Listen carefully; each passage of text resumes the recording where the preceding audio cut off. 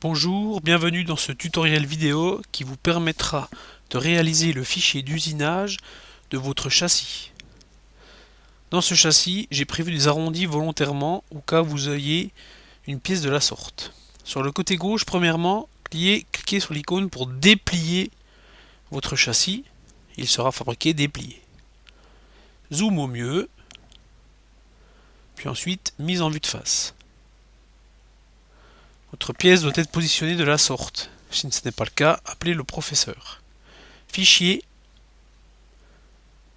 Créer un assemblage à partir de la pièce. Cliquez au centre. La pièce apparaît. Fichier. Enregistrer sous. Donnez un nom à votre fichier. Par exemple, usinage châssis.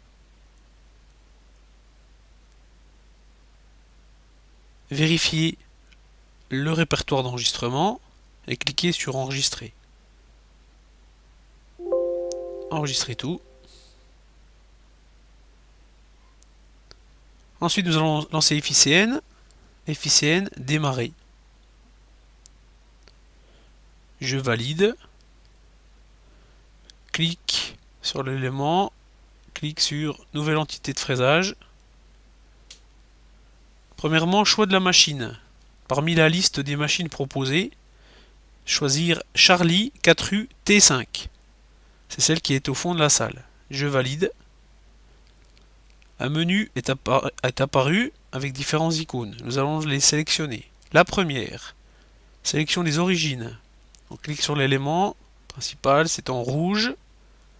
Sur la face avant de la pièce disparaît. Zoom au mieux, elle réapparaît. Deuxième élément, il n'y a rien à faire. Troisième élément, choix de l'origine pièce. On prend le premier élément et on voit apparaître en bas à gauche du rectangle un petit rond gris. Ensuite, nous allons modifier le brut de la pièce en augmentant le brut de 10. Nous passons de 150 à 160 et de 180 à 190.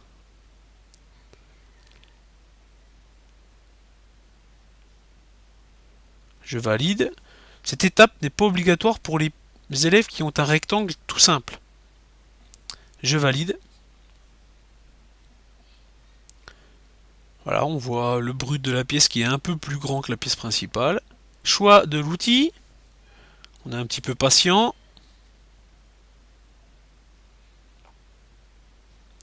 On choisit la fraise à rainuré monobloc de 3 mm de diamètre. C'est important, c'est celle qui est montée sur la machine en principe. Ok. Nous allons maintenant tourner la pièce pour pouvoir avoir accès aux côtés. Un zoom fenêtre pour pouvoir être le plus proche possible. Et nous allons commencer par le contournage. On utilisera cet outil-là. Je quitte le mode zoom en appuyant sur échappe, touche du clavier. Et je viens cliquer sur le bord. Je dois cliquer vraiment sur le côté, ce qui n'est pas très simple. J'essaye. Voilà, l'ordinateur me dit que c'est pas bon, donc il faut zoomer pour vraiment pouvoir cliquer sur le côté. On sort du mode zoom avec la touche échappe. Et voilà, je clique sur le bord, il dit apparaît bleu, et là je réessaye. Nouvelle entité de fraisage. Et là ça fonctionne. Flèche du centre, ok. Tout le contour a été sélectionné. J'attends que la fenêtre s'ouvre. Contourner profil, insérer. Sur le côté droit, je clique sur le petit plus, contourner. Ma pièce va apparaître en bas avec des informations. 3 mm, le 2 mm n'est pas à modifier, le 3 mm correspond à la passe et ça, l'épaisseur de votre plaque. Il n'y a rien à changer, on met OK. Contourner profil apparaît maintenant sur l'arbre de création. Zoom au mieux, un zoom pour pouvoir se rapprocher des perçages. Je quitte le mode zoom avec la touche échappe. Je clique bien sur le flanc du trou. Même outil que tout à l'heure. Contourner profil. Même méthode que tout à l'heure, contourner. On n'a rien à changer, donc le contournage maintenant va être intérieur, mais l'outil va être adapté et l'ordinateur va le comprendre. Je fais la même chose pour le grand cercle. Donc même étape, même fonctionnement.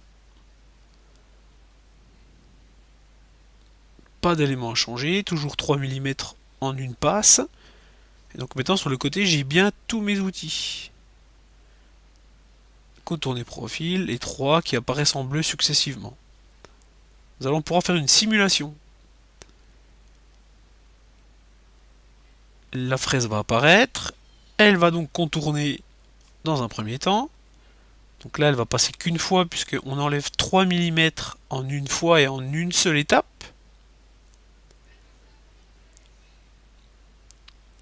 Ensuite, le perçage le plus petit. Et enfin, le perçage le plus grand.